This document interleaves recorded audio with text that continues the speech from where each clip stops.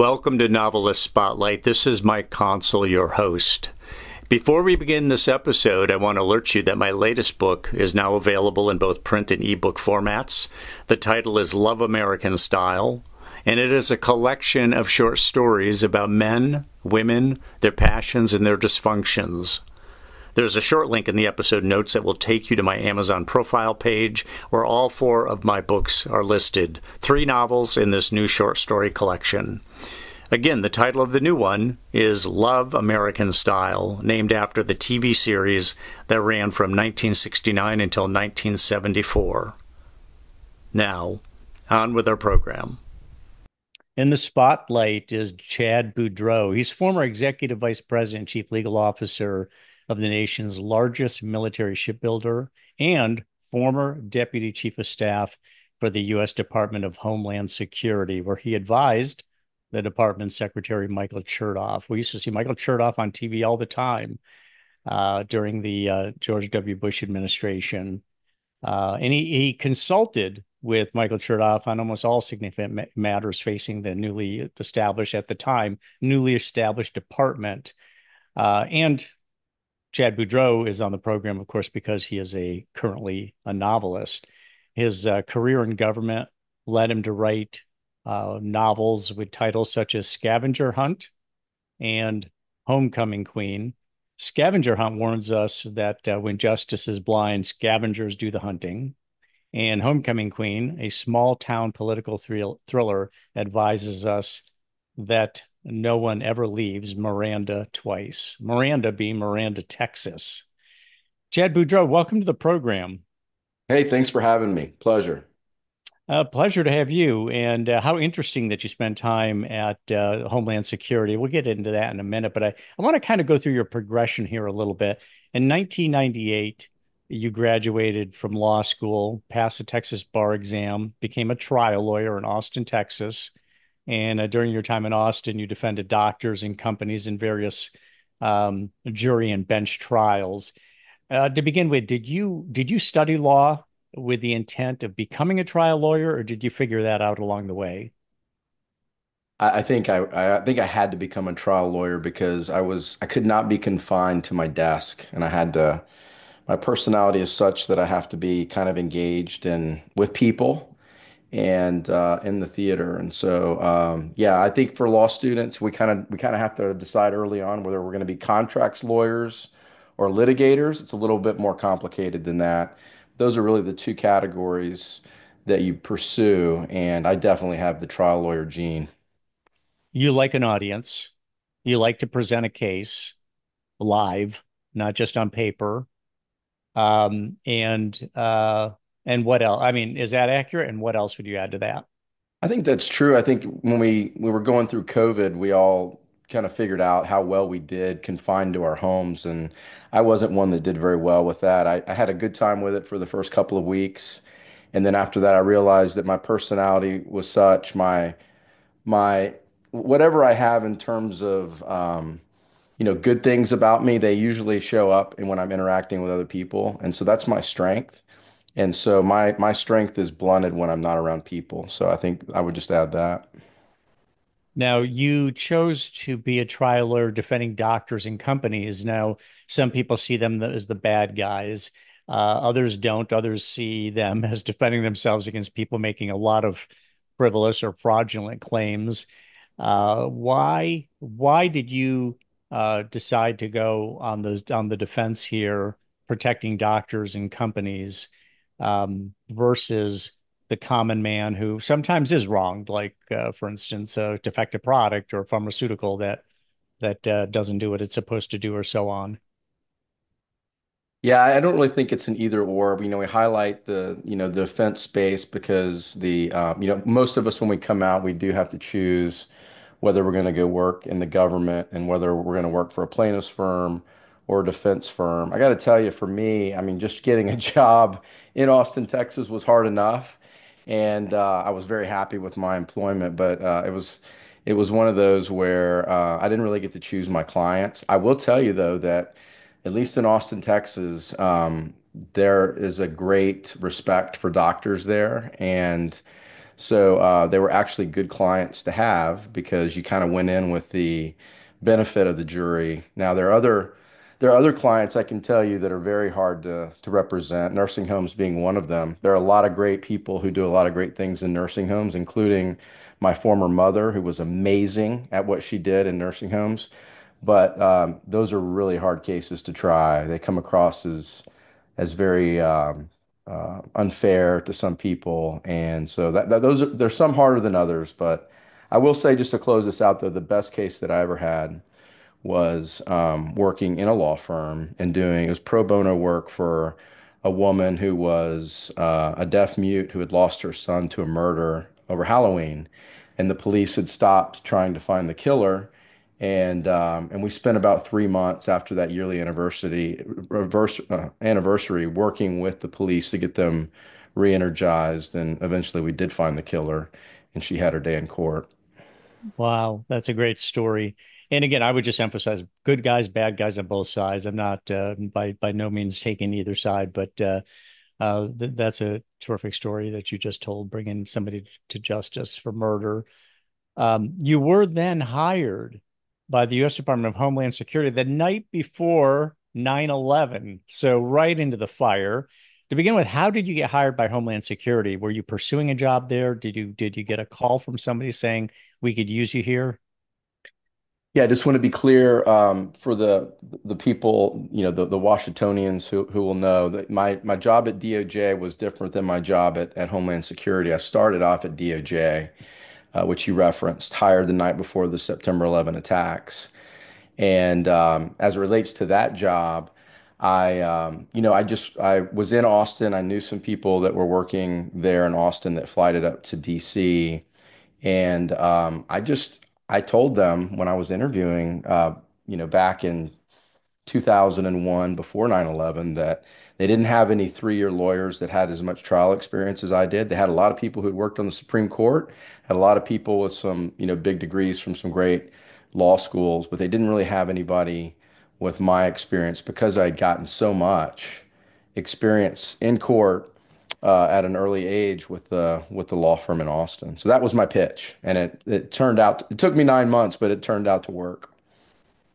So just to fill out your bio a little bit more, the year was 2003. You received the Justice Department's Special Commendation for Outstanding Service for your work at the Justice Department's Terrorism Litigation Task Force, where you handled a variety of complex, high-profile cases filed against the United States.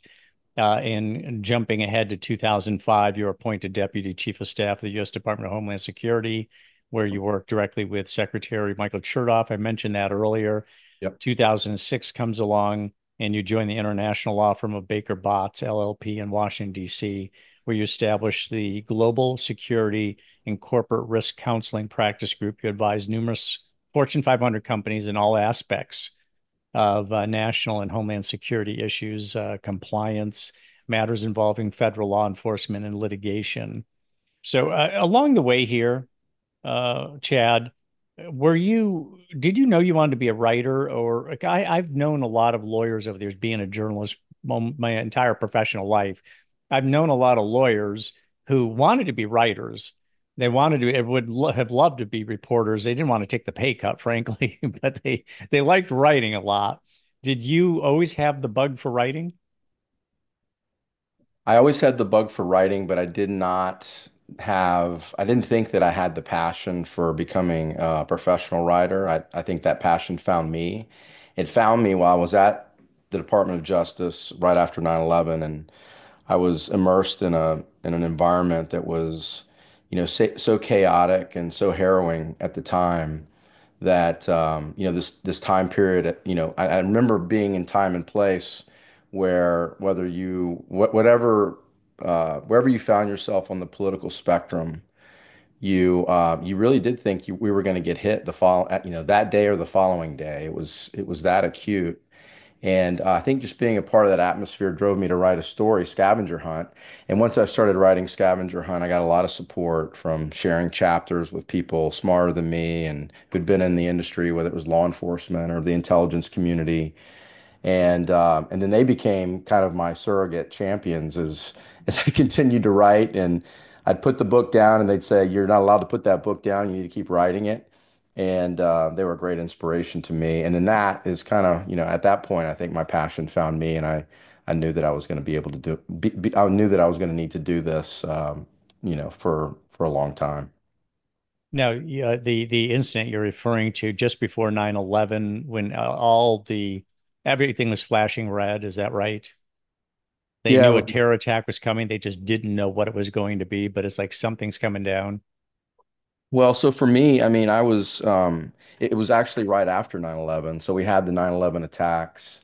And at least where I was, and in the DC area, in the New York City area, there was every day there seemed to be like a new scare. Some were real, others were not, but it was this constant on high alert. You remember we had the color-coded Homeland Security system. We had Yes. people getting up seemingly every month or so.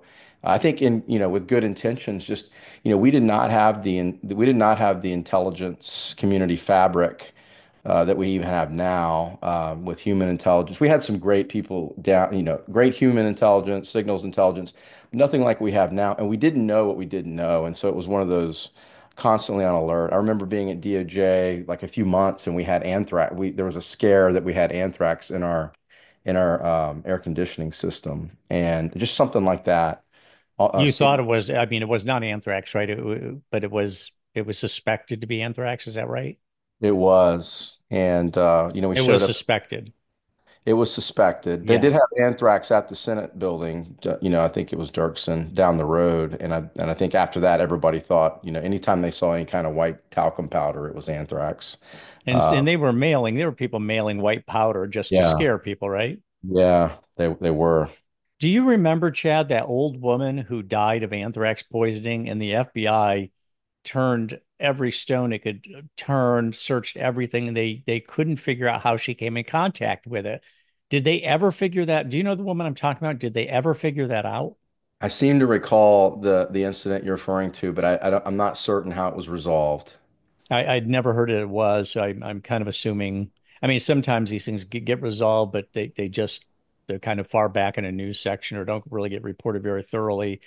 And I never did hear the outcome of that. That was a sad case. I mean, she must have been in her 80s, and nobody could figure out how the heck did she come in contact with anthrax. And of course, they looked at everybody who had any kind of contact with her, all her movements. They just couldn't put it together. It was sad.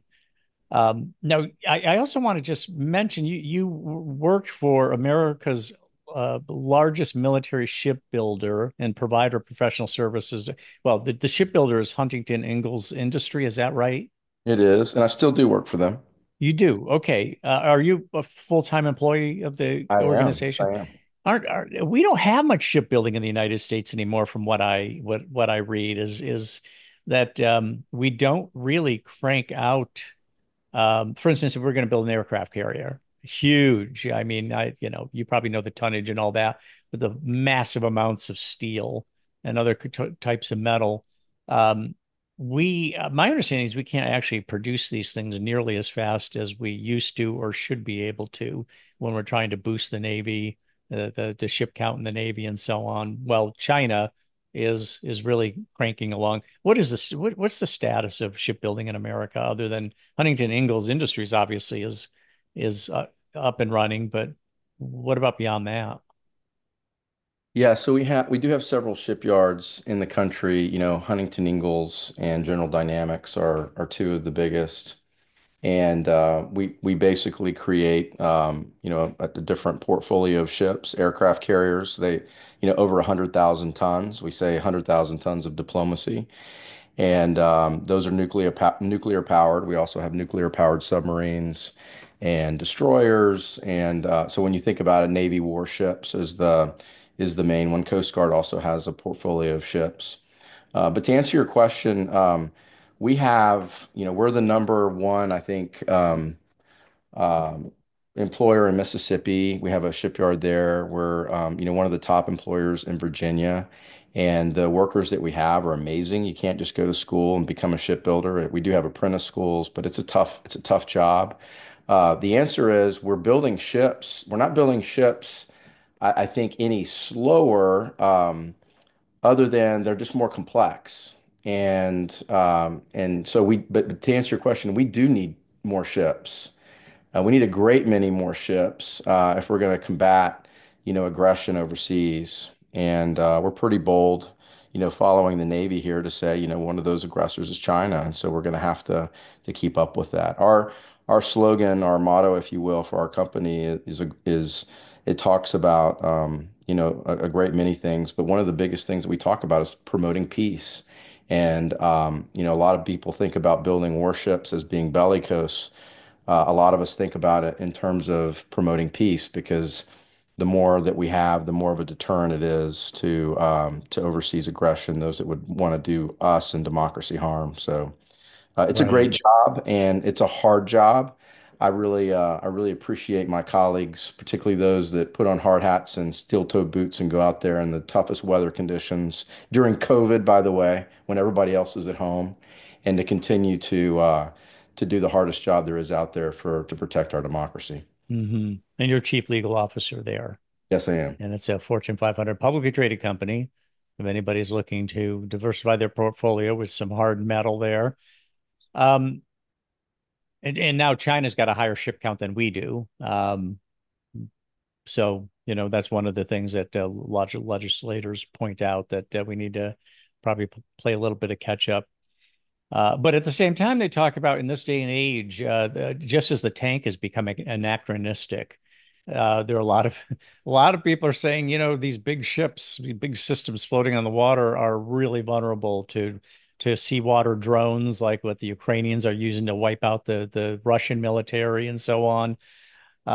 Obviously, this is an area of fascination to me. This doesn't necessarily have that much to do with the writing, although I'm sure you take from a lot of your experience, like so many other people who have been, like John le Carre did, from his years with MI6, I believe it was, in the British government to write espionage and spy novels.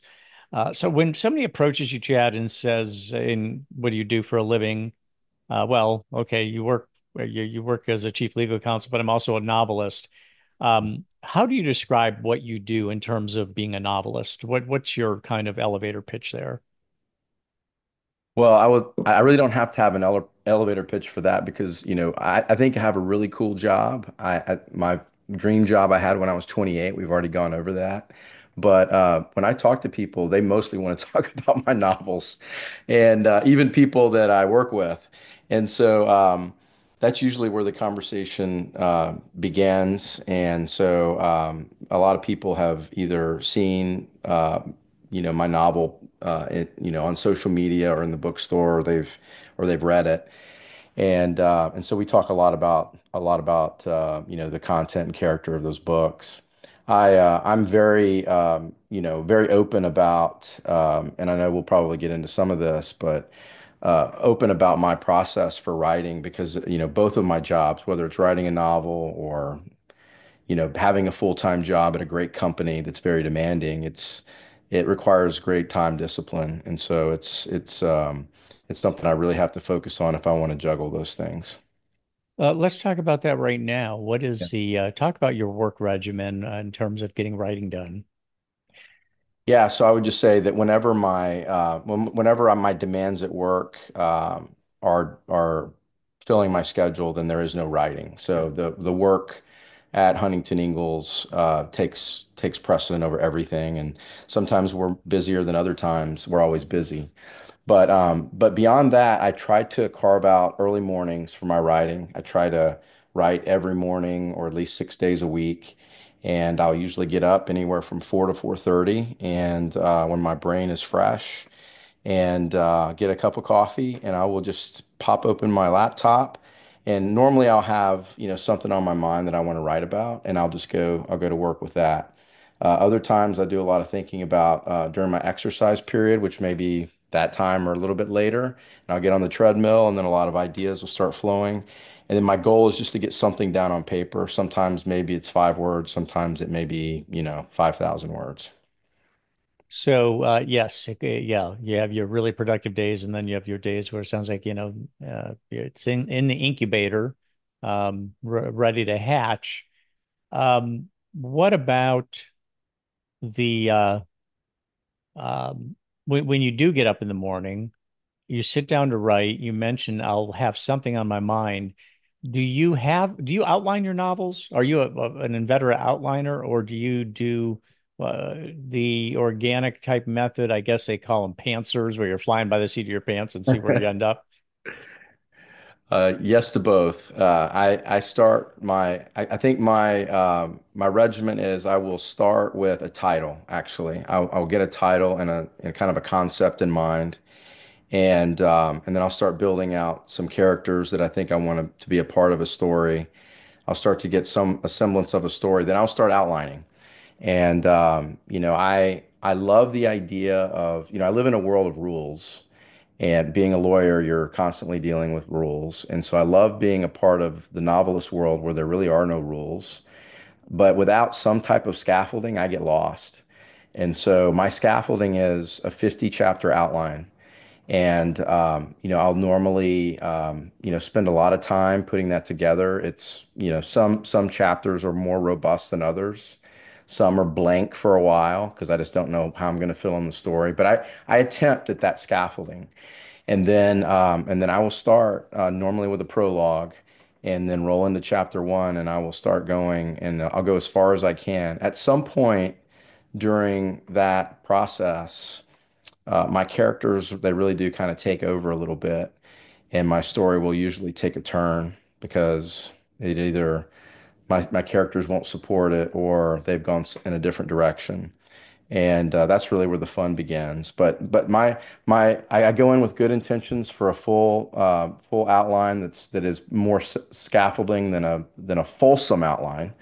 But then but then it usually takes a turn, probably about chapter 30, and the rest of the outline has to be rewritten. Because it's taken to some degree taken on a life of its own and kind of broke the scaffolding a little bit. So you need to make adjustments. Exactly. I mean, I think for those of your listeners who've read Stephen King's On Writing, and I think, well, you want a Stephen King, I think his characters are amazing. His character development is very good, and he has a saying where he says his characters take on a life of their own. When I first heard that, I was thinking that's a little too artsy for me, and obviously all flows from our minds. But then when I wrote Scavenger Hunt, I started seeing my characters doing things that I did not expect them to do to make the story better. And the great news about it is, I mean, the bad news is it's unpredictable. The great news is that for at least for me, every story that I've written, it's only gotten better when my characters take over. So I kind of wait for that. It's a phenomenon that I welcome. Yeah, yeah, I get it. So I will say that, I talk writing books with some of the guests on the program. The one writing book that everybody seems to have read is On Writing by Stephen King. It's probably the most well-read writing book out there because everybody I seem to talk to about it knows it. Let me ask you this. When you were talking about working for a shipbuilder, it made me think of, well, a shipbuilder probably builds submarines. Submarines make me think of Tom Clancy. Tom Clancy and Submarines makes me think of The Hunt for Red October, which was his breakout work with a major assist from Ronald Reagan, who happened to say something about the book positive, and suddenly everybody wanted to buy it. And obviously built a big career out of that. I bring that up because I'm just wondering how much of what you do professionally, daytime job, is inspires your novels and how much of it finds its way into the novels, obviously without giving away proprietary information or security information. Right. Well, I will say, my first review of my book was of Scavenger Hunt was by Publisher Weekly, and it was great because they said Tom Clancy fans will want more from Boudreaux. And so I really, I kind of grew up reading Tom Clancy novels, including The Hunt for Red October.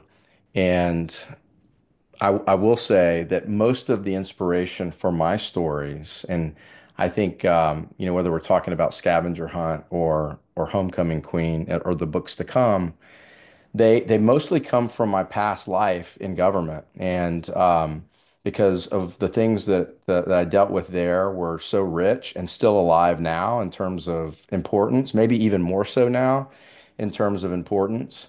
And they fascinated me in ways that even my day job now does not.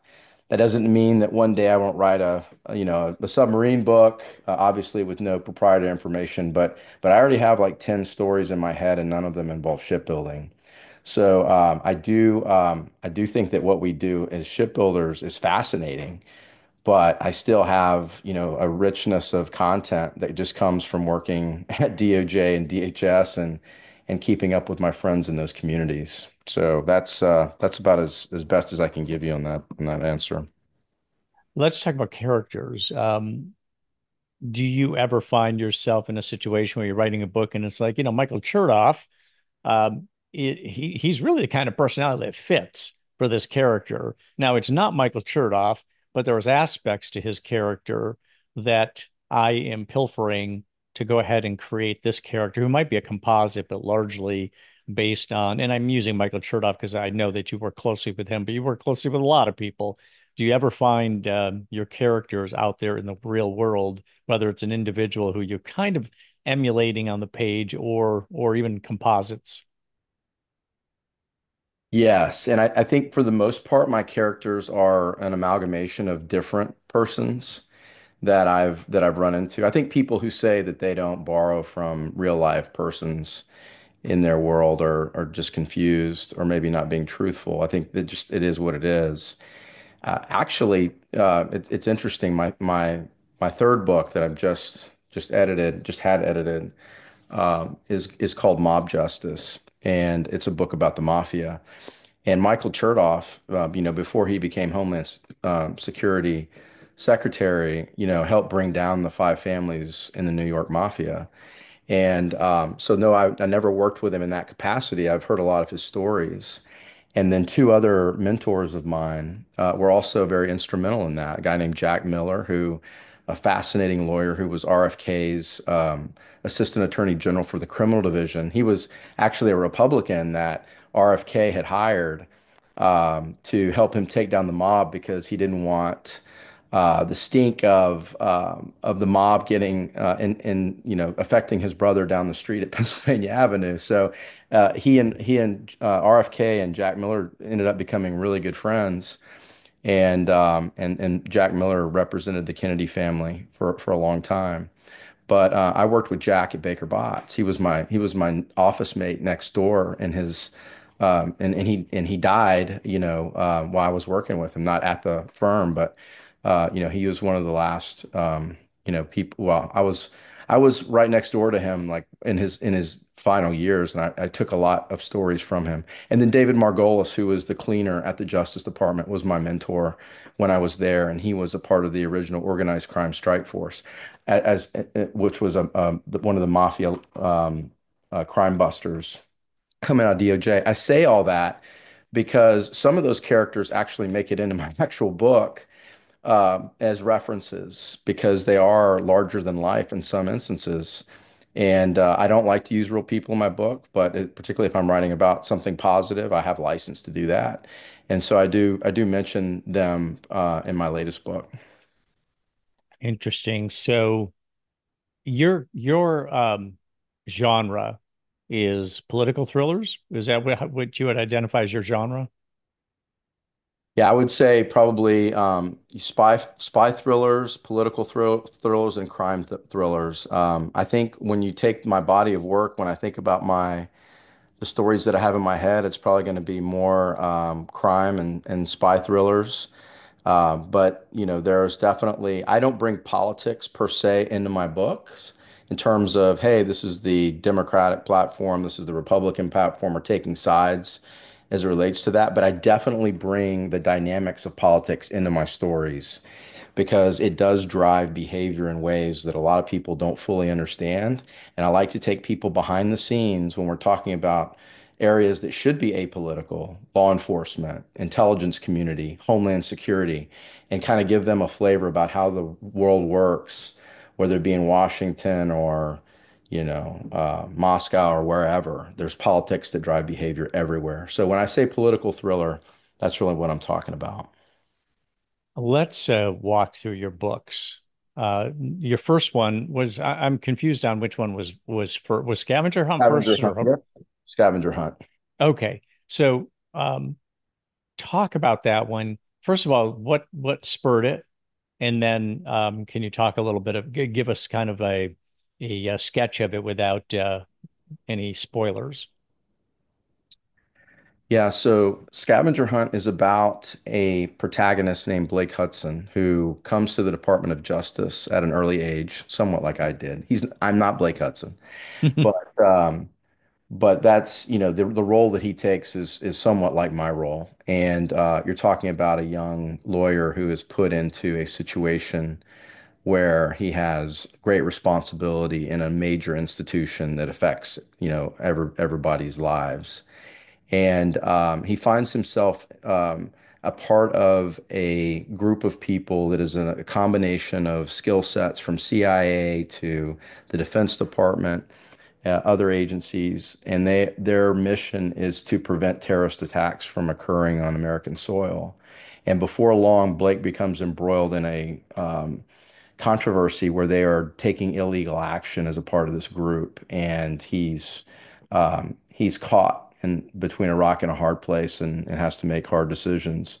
And that the book, the inspiration for the book, beyond just being a part of that actual world, which was probably enough, was that I found that there was a hidden eighth floor at the main Justice Building in DC. And for those who have been to DC, you'll know that the main Justice Building is right across the street from the FBI. The FBI is actually a part of DOJ, but they don't like to say that unless they need funding.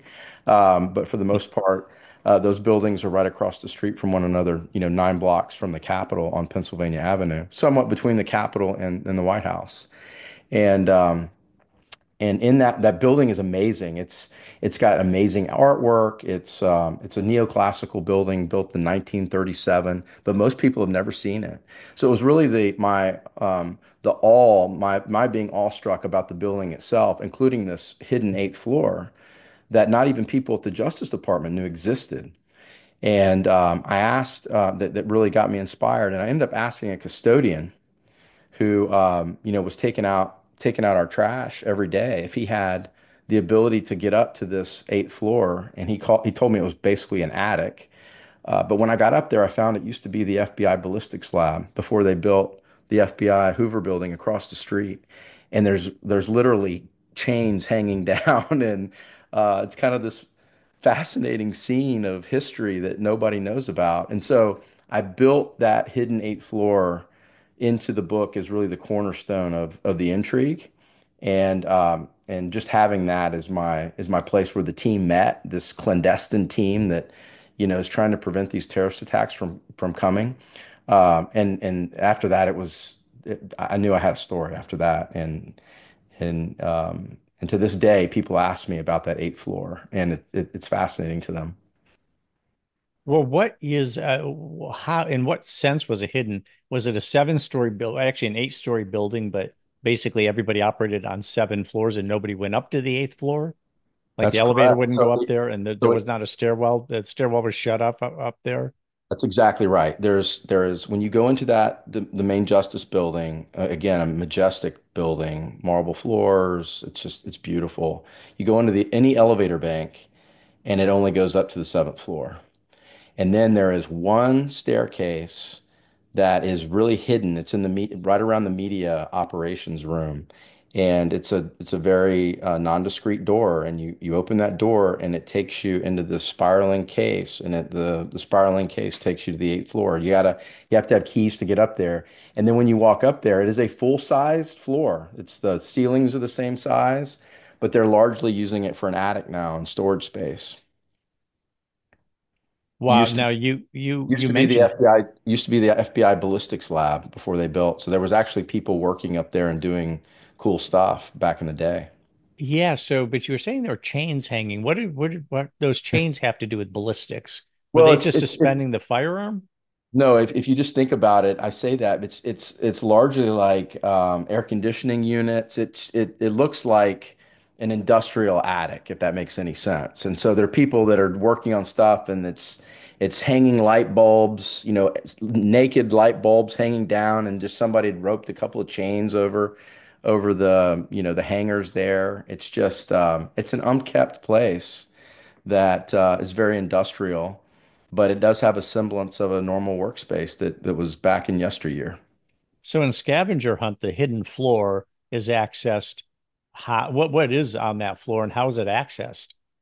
So it's accessed the same way that you would get to it now. So it's funny because I actually had a former deputy attorney general, so number two person at the department, read my book and wanted to take me to the building. And he walked me through the building. He wanted to find all the hidden treasures that I put in my book, almost like a scavenger hunt, really. And and he found that staircase, and we went upstairs and we couldn't get in. So we have to go back because we both were locked out. But but it is the same staircase that you would use. And in the book, they have built a skiff, which is uh, basically Secret room, yeah, soundproof room, that's exactly right. impenetrable. Yeah, right where you're supposed to look at secret documents and all, uh, and to leave them there. And you can't bring in um, any kind of electronic, no phones, cameras, nothing. I Exactly once right. asked somebody who is involved in that. I said, "What about Google Glasses?" And he said, "That's a good question." I don't I don't know, but he wasn't actually working for the federal government. He was a contractor. So I'm sure the federal government can explain, yeah, we look out for, Google Glasses or what have you. Um, so your protagonist's name again is Hudson. Blake Hudson. Is he in Homecoming as well? No, he's not. So Homecoming Okay, so Queen you're is a not doing a standalone. series of Jack Ryan novels or some such thing. Well, so Scavenger Hunt is going to be a series. The response to Scavenger, my idea from the very beginning was to write just standalone stories, and the response from those who have read Scavenger Hunt was so overwhelming that they wanted more. They wanted more Scavenger Hunt. Hmm. That I've found a way that, really the characters out of Scavenger Hunt can help me with all of my stories. And so we're going back to Scavenger Hunt for book three. And again, it's finished. It'll be published next year. And What's the title? tentatively right now, it's the title's Mob Justice. Oh, that's right. You said that mob justice. So this will have Blake Hudson in it. Probably. Well, okay, still some decisions being made on that. No, But that I'm just, decision's being made, but you said no spoilers. So, yeah, so we'll assume for the sake of argument that Blake Hudson makes it out of Scavenger Hunt alive. And if that were to happen, he'd probably end up in Chicago with another mission that I he see, I see. So, we don't know. It could be his son who is who's looking out for justice, or who knows what, or his wife. I mean, nowadays we have female heroes as well. So, absolutely. you moved. How long did it take you to write Scavenger Hunt? It took me 18 months over 20 years to write Scavenger Hunt. Each, and how long did it take you to write Homecoming Queen? 9 months. 9 months. So tell me the difference. I mean, this idea for a scavenger hunt, I realize this was incubating over a long time. 9 months is pretty quick to write a novel. So what did you learn writing that first one that made you so much more efficient with the second? I mean, I want to say everything. I still have a lot to learn, but my capabilities writing Homecoming Queen were, just much more than when I'd started writing Scavenger Hunt. I'll tell you the story this way, or at least the way I think about it. When I started down the path of writing a novel, I didn't think that I would ever try to get it published, and then I had people encouraging me to get it published. And so I went down, I got an agent, and I started marching down. And the first time I went through the publishing process, I was turned down by the top four publishing houses. And that was kind of the deal. We were going to go for the top four, nothing at all. And so I put the book aside and I didn't pick it up for several more years. And again, it was people encouraging me to pick it back up. And I thought I would just do it and, go ahead and have somebody edit it and I would send it out to my 50 closest people who had helped me with the book. And then when I had it edited, the editor said, "Why isn't this published?" But along that way, I had rewritten Scavenger Hunt several times, and each time the writing quality was that much better. I mean, I think I get paid, or I used to get paid for my writing in the legal world, and you kind of learn that's your craft, and you think you're good at it. And then when you get into writing fiction, the more creative writing, it's a completely different skill. Of course, you're still writing, you still have to have right grammar, but it's a different skill. It's an art lesson. It's more of an art than the legal science of writing. And so it took me a while to learn my craft. And I don't think we ever stop learning our craft. But I always thought of getting published as being kind of a rite of passage. It was almost like acting, that you had to take your lumps, you had to work hard for five, and you do. I mean, a lot of us, it takes us a long time to get published. But I will tell you, it's not just a rite of passage, but your work quality is actually improving along the way. I go back and I look at my initial drafts of Scavenger Hunt and they're trash. I mean, in terms of writing quality, they don't deserve to be published. Mm. And it took me a while of overcoming failure and learning how to write before I had something that was worthy of publishing. And so that's why it took me so long. I had to not only, well, I had four kids and I changed job multiple times and I was still in my formative years, like, of my legal career. So I had a day job. And so I couldn't dedicate full time to it. But a lot of it was just learning how to write. And I think when I took on Homecoming Queen, I was very confident in, whether I should have been or not. I was very confident that I knew what I was doing. I'd already been approved by, the audiences that I needed to be approved by for my confidence level to keep me going. So that's How what happened. how did your writing get better? Now, writing, people do say, when you write and you write consistently, your writing will get better. But were there other things that made your writing better? Yeah, I mean, we talked about, you learn from others. I think that's part of it. When you write a story, you're just writing a story, and then you go back and you edit it, and then you edit it again. If you're really good, you're going to edit it over and over and over again. At some point, you got to let it go. But for me, I mean, it took me a while to, even though I read a lot of books, I never really paid attention through the lens of a writer. I was always through the lens of a reader when I was doing that, and you learn some of that. Um, by osmosis. But when until you really have to put something on paper and turn it over to a professional, you don't really focus on the craft as much. And I wasn't as focused on the craft when I got started. I was focused on the story, and you have to have both. And so when you think about a lawyer, the way a lawyer writes, we like to use words like moreover and therefore, and we try to be very concise, but it doesn't often read well in terms of storytelling. And so you have to learn how to become a storyteller and how to write that way. For me, I mean, I'll just give you an example. How do you become a better writer? How does it improve? Well, read On Writing by Stephen King. He tells you to take out all your adverbs.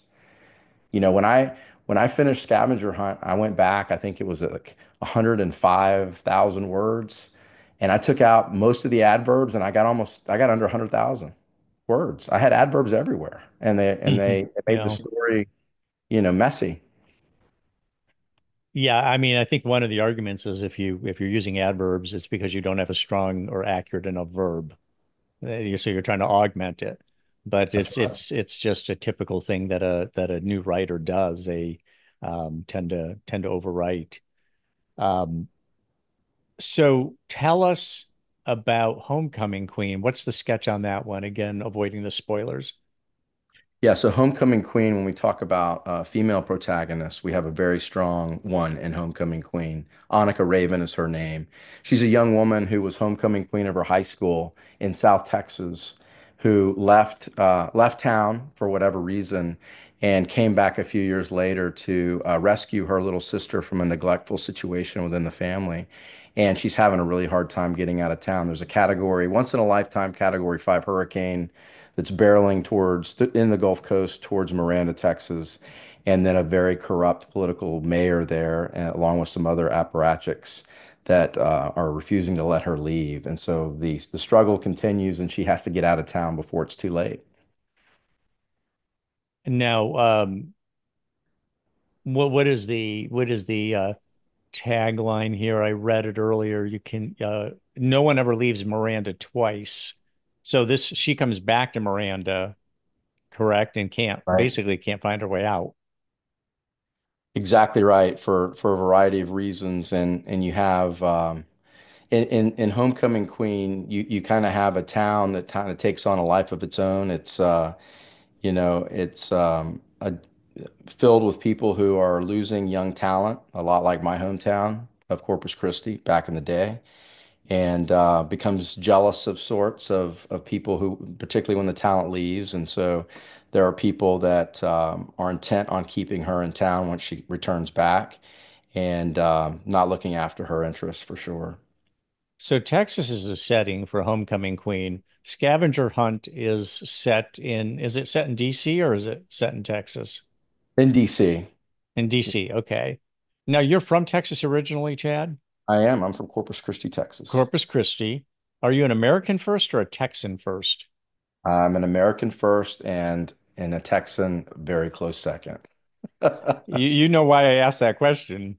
Well, Um, I'm going to make sure that I keep my security clearance. I've just never seen a state where people identify so strongly with their state.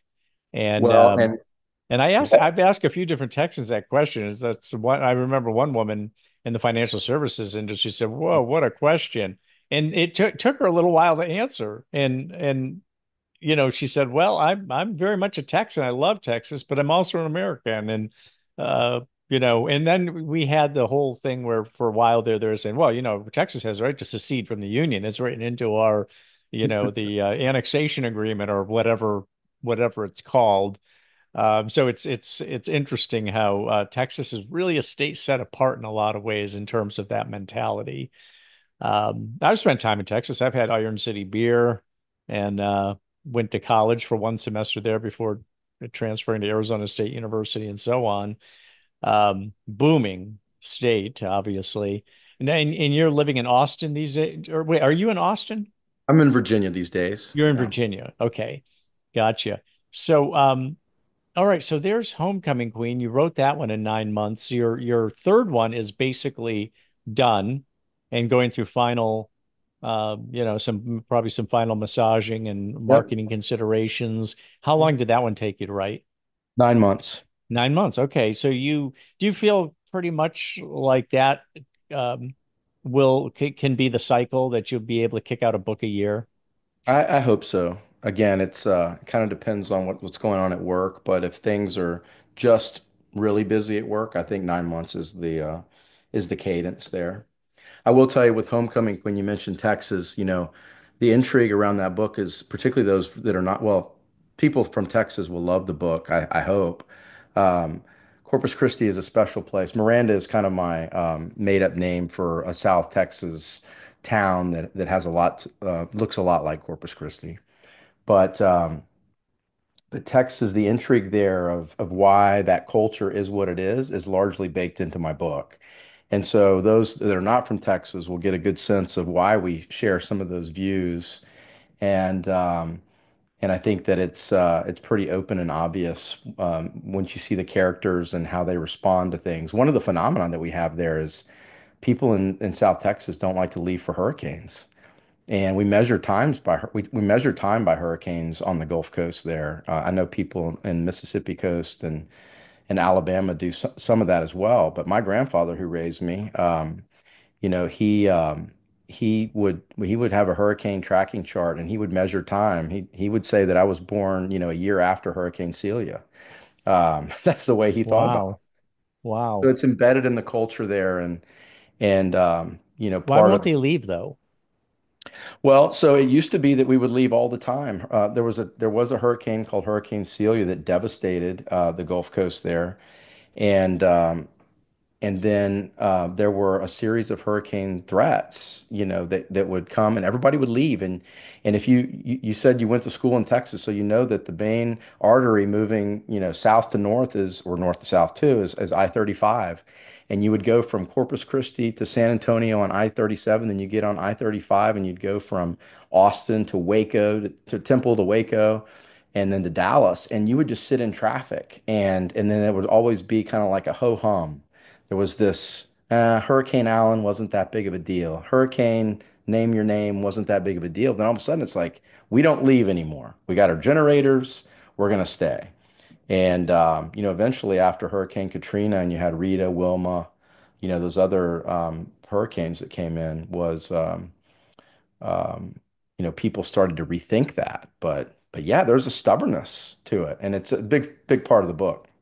Another Yeah. thing that I found out with respect to hurricanes as it relates to Homecoming Queen is almost all of the bad hurricanes occur during presidential administrations when there's a Republican in office. Well, I do remember when yeah, uh, George W. Bush was in office in the which one was that? New Orleans was Katrina. Katrina, and that just was a disaster. I mean, disaster also because just logistically for the federal government and so on. Yeah, it's and we're getting more and more of these, it seems. So, talk about what characteristic do you possess, Chad, that obviously you have a lot of characteristics that feed into your writing that make you successful at what you're doing, but what characteristic would you say chief among them is one that you find indispensable, that you feel like that I need of the characteristics I have or the skills I have, that one is the one that's really a linchpin for me, the one that I really couldn't do without. I don't give up, I think is I have a persistence that was given to me by my mother. My mom had me when she was 19. And my dad didn't stick around very long after that. And so she raised me as a single mom, and we were as poor as it gets. And I remember I actually put this in my scavenger hunt. I dedicated that book to her. I've since lost my mom, but and so she never got to read Scavenger Hunt. But I dedicated that book to her. And in the opening, I talk about how she held me on that couch in that dumpy apartment that we were about to lose. And she had her mascara, dripping down her face and onto me. And she was saying, "We are going to make it, son. We are going to make it." Hmm. And that her point was never give up. Nobody's ever going to give you anything. And that drive that I got from that has been kind of a catalyst for at least my professional career, and it definitely is something that I see now in my books. I don't take no for an answer, and I keep working until I will get to where I need to be. And that discipline that comes with that is, at least for me, indispensable as it relates to me writing a book and finishing the book. What about a turning point in your writing life? Was there a turning point? Was there a time when something happened, you learned something, somebody gave you an assist of some kind, whatever it might be, that just accelerated everything for you or got you into the channel? Yeah, there were really three, I think, meaningful points for me in the career. The first was I have a good friend of mine who I started at DOJ with. He was born in Colombia, but he calls Austin his home. And he flighted up to DOJ with me at about the same time, and is about my age. And he was one of the few that I trusted with earlier draft of Scavenger Hunt. And it was one of those where you kind of hand it over and you close your eyes, like, is it going to be good enough kind of thing. And I remember he sent me a note, and the note said, and again, I've noted this in Scavenger Hunt in the acknowledgments. The note said, "See it through."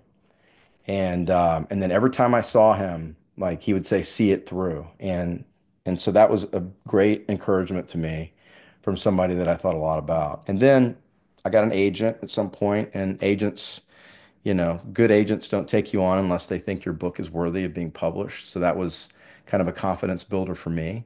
And then eventually, when I picked my book back up, and I had an editor read it and then said, "Why isn't this published?" And she became a champion for my books. And for all three of those reasons, it took all three of those probably to get it done. Wow. Um, what author inspires you the most? Is there a author you've read his or her entire body of work? Not even necessarily the entire body of work, but an author who really inspires you and you feel like has emboldened your own work. Yeah, so for me, Robert Ludlum was somebody that I couldn't put down. Mm. Robert Ludlum was a writer of spy thrillers, and just the richness of it and the content of his writing was something that, one of these days I hope I can be as good as. It was funny because, you ask the question and now I can say that and I can believe that. It may not be true, but we kind of know it's true because we have AI now. And so when I turned my manuscript over on Scavenger Hunt to the publisher, they ran AI on it. And one of the things that they can tell, and you probably know this, and maybe your readers do too. I didn't know this. They can tell what writers you're most closely aligned with in terms of your writing style. And for me, it was Robert Ludlum. And so when they told me that, Wow. um, actually, it was one of the writers that mimic Robert Ludlum. So it was kind of a somebody who tries to be like Robert Ludlum that actually wasn't Robert Ludlum. But it didn't surprise me to hear that. I was surprised to learn that that was available in terms of analytics. It was not a surprise to know that that's who I mimicked the most. So Jason Bourne and the Bourne Conspiracy and Yeah. the Bourne this and the Bourne that, a whole series of movies. Is there any talk? Has your agent been working the streaming channel circuit, the Hollywood circuit, trying seeing about maybe getting Scavenger Hunt? Well, either one of your novels made into a something for the silver screen or for Netflix. Yes, and I actually spent some time in Hollywood over the summer, and I've got some contacts there that are definitely interested. One of whom worked with me at DOJ. Is now a big producer in Hollywood, but the talk is definitely of a series, more so than a movie as it relates to Scavenger Hunt. So I am excited about that, and we're in the works. We'll see how see how that works out. But definitely on my mind. So it's not a deal yet, but it's a deal possibly in formation. Correct. Hmm. Now tell me why you write, Chad. I mean, it's an exacting process. It's frustrating a lot of the time. I know that if I have a bad day of writing, I have a bad day, generally. Um, and I have bad days if I don't write. It's like, I always tell my wife, I'm in a bad mood. Just ask me if I've written that day. Um, what do you get out of it on the positive side? What are the mental, emotional rewards of writing for you? So, Mike, I think I'm the complete opposite of you. If I have a bad day writing, I have a good day. As long as I've written, I feel like I've gotten something done. I have a bad day when I watch TV and I don't even try to write. Hmm. I feel like that's a worthless day for me. I try to be productive. I'm not saying that, I like to watch TV as much as anybody. I particularly like to watch sports, but if I don't get anything on the page, I tend to be a little, it's almost like I haven't exercised. I feel like Hmm. I didn't get something done that I needed to. But I enjoy being a part of a parallel universe. I don't, I don't, I say that kind of tongue in cheek but I like I like my job. I'll put it to you this way. I have an amazing job and I work with amazing people, but a lot of stuff we do as lawyers is hard and it's kind of the dark underbelly of society. We deal with a lot of bad stuff all the time and it can weigh on you a little bit. It can be psychologically challenging if that's all you're doing. And so I'm not into escapism, but this is a way for me to kind of be a part of, again, like a parallel universe where I get to be in charge for a little bit and my characters can take form and I can come up with a story that I really believe in and that people really like. And then when I finish the product, and I throw it over the transom, if you will. And there is kind of that hold your breath. I hope my wife likes it. I hope so and so likes it. I hope my editor likes it. And then the reward you get from when it's finished and it's good is so good. It is so worth it. And yeah, you're going to have up days, you're going to have bad days, you're going to have characters that your editor may not think or should be in the book.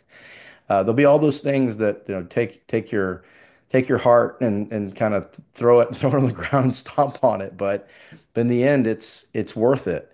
You have to have You have to have thick skin in this business. Believe me, in the legal world, we do things called murder boards. Like, and murder board is, you're standing up before you go to trial, and people are just being as harsh as they can because believe me, judges are very harsh. And you'd rather hear it from your friends before you hear it from your judge in front of your client. And so we have to have thick skin in that world, but it's nothing like having the thick skin you have to have in the artistic world.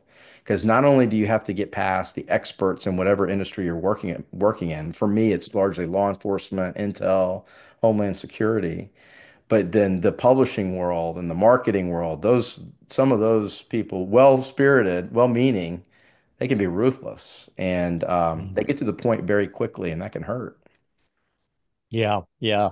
So you mentioned sports. Let's say you do write, you have a good day of writing, and then well, good or bad doesn't make a difference. You sat down, you did the work. Now you're going to reward yourself with some sports. What is your sport of? I mean, you're from Texas. I know football's religion in Texas. Is it football, or do you have like other sports as well? I like most sports. I will tell you that I spend most of my time with baseball, football, and basketball. If you're asking me where my allegiances lie, I'm going to confuse some people because yes, I'm a Cowboys fan. You can probably understand. I mean, it's hard to be a Cowboys fan. I have to tell you, it used to Hmm. be. It's very hard now. But I went to Baylor University. I'm a huge Baylor fan. Basketball, I love Scott Drew. He's my favorite coach of all. He took us from the doldrums to the highest prize in the national championship. So Hmm. I love my coach Drew. But I'm also a huge Yankees fan. And a lot of That was people, a disappointment this year, wasn't it? The Yankees, it's that fifth inning, they just fell apart in the series against the Dodgers. yeah. So I do live in Virginia, but I do make it up to some Yankees games. I took my youngest child he's 13 to Game 4 of the World Series, and if you were watching in the first inning when Ohtani was up and the bleacher creatures were doing roll call, my son Hudson and he's actually named after Blake Hudson. Mm. Uh, Hudson and I were sitting right next to the guy who does roll call, so we were on TV. We're on national television twice, doing roll call with the Yankees. Jim Leyritz, who's a big hero for the Yankees, was up there with us, and it was an amazing night. Of course, that was the one game where the Yankees pulled it out. So um, sorry for those Dodgers fans listening, but yeah, huge Yankees fan. But a good series with Yeah, the Dodgers. yeah. So, you went to we were in Waco, Texas then.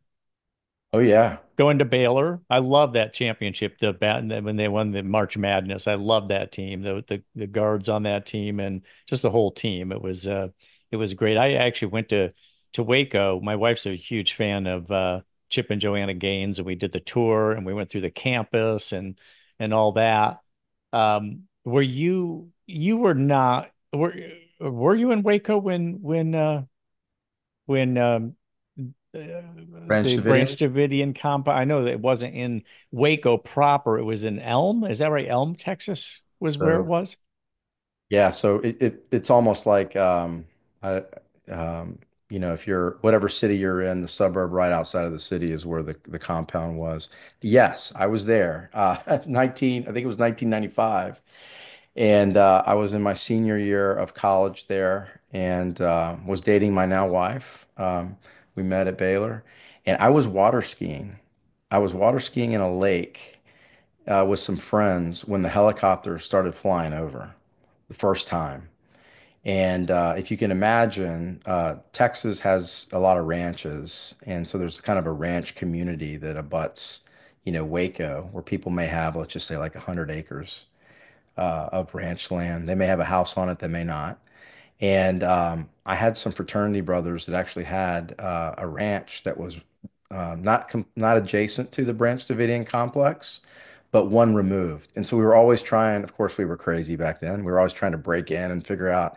So I had a couple of encounters with DEA agents and ATF agents and FBI agents before I ever worked for all those law enforcement communities at Wow. DOJ. Um, We never got into trouble, but they were kind to us. They knew we were a bunch of punks. But yeah, it was right there. And then we all watched. A lot of us, my wife and I, both watched. The complex burn from the business building there at Baylor. Saw the smoke and the fire, and it's a very terrible episode in Texas history for sure. Yeah, yeah. So getting back to writing, final question. How do you expect your writing will change with age, Chad? I know that's not an easy question to answer, but you've seen how your writing has evolved so far. I mean, largely it sounds like what happened is you've just become a much better writer. But as we age, our perspective changes sometimes. Do you have any sense of how your writing will change over the next 20 or 30 years? I hope my style just improves. I hope, obviously, I hope my writing quality improves on the margins at least. But what I really hope to have is a catalog of books. Think Vince Flynn or the Bourne series or Jack Ryan with Clancy, and then I do borrow a lot from other genres and just in the kind of way that I think about things. So one of the things that I really loved about the Gunslinger series from Stephen King is that you would find characters from other books, including his horror books, that would make it into that story. And I think that you're probably going to see a lot more of that intertwined with my Scavenger Hunt series, if I am, given the opportunity to continue to do this. I love writing. I hope to have an audience that sticks with me and something that I can continue to do in retirement and just create a catalog of great stories that all have a fabric that kind of intertwines within them all. Well, Chad, you're a young guy. You've already lived a fascinating life, and you're really just getting going. Thank you very much for coming on the program. It was my honor. It was great to be a part of this. Thank you so much.